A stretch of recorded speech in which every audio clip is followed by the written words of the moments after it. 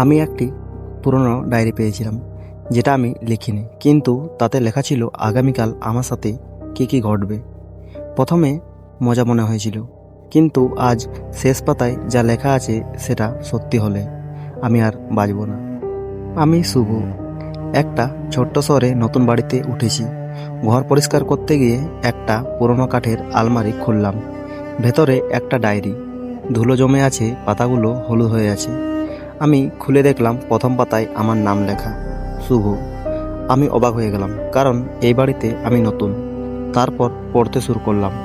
লেখা আছে আগামীকাল সকাল 9টায় শুভর ফোন পড়ে যাবে। আমি হাসলাম, কিন্তু পরের দিন ঠিক 9টায় আমার ফোন হাত থেকে পড়ে গেল। আমি ভেবেছিলাম এটা কাকতালীয়, কিন্তু ডায়েরিতে যা যা লেখা ছিল সব এক এক করে সত্যি হতে লাগলো। আমি সিদ্ধান্ত নিলাম আগামী দিনের ঘটনা বদলাবো।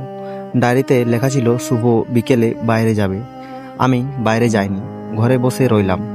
কিন্তু হঠাৎ একটা ফোন এলো। বন্ধু বলল জরুরি কাজ, বাইরে আসতে হবে। আমি না চাইতেও বের হলাম, আর ঠিক যেমন লেখা ছিল সব ঘটল। আমি বুঝলাম এই ডায়েরির লেখা বদলানো যায় না। আমি শেষ পাতাটা খুললাম। সেখানে লেখা আজ রাত 12টায় শুভ মারা যাবে। আমার হাত কাঁপতে লাগলো। আমি ঘরের সব দরজা জানলা বন্ধ করলাম, লাইট জ্বালিয়ে বসে রইলাম।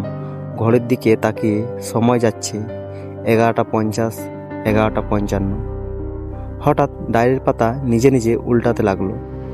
নতুন লেখা তৈরি হচ্ছে, শুভ এখন ভয়ে কাঁপছে। আমি আতঙ্কে ডায়েরিটা বন্ধ করতে গেলাম, কিন্তু পারলাম না। পাতায় লেখা শুভ পেছনে তাকাবে। আমি না তাকাতে চাইলাম, কিন্তু আমার শরীর নিজের মতো ঘুরে গেল। পেছনে একজন দাঁড়িয়ে আছে, অন্ধকারে। আমি দেখতে পাচ্ছি না মুখ।